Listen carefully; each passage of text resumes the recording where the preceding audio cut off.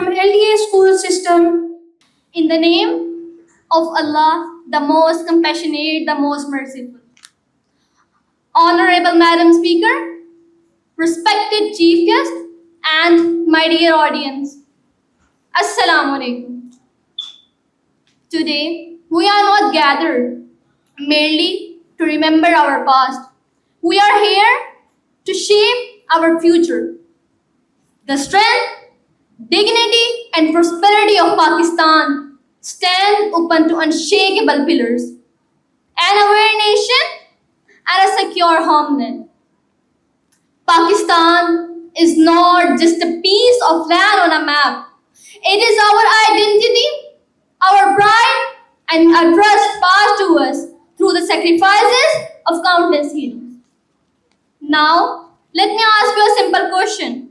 Can a nation truly become strong if its people remain silent in the face of wrong?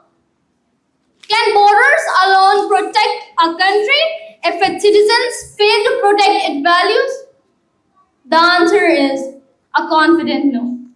A homeland is protected not only by soldiers alone, but also by aware, honest, disciplined, and united citizens. Awareness means choosing truth over rumors, unity over division, and responsibility over carelessness. We proudly salute Pakistan Army, Navy, Air Forces, Police, and everyone who sacrifices for our safety. Yet, true security also depends on education, technology, strong values, and national unity. As students, every lesson we learn and every good deed we do helps to build the Pakistan of tomorrow. A nation rises when its citizens rise. A nation shines when its youth shine. And a nation remains secure when awareness defeats ignorance. In conclusion, if we dream a powerful and peaceful Pakistan, we must become informed, disciplined, and united citizens.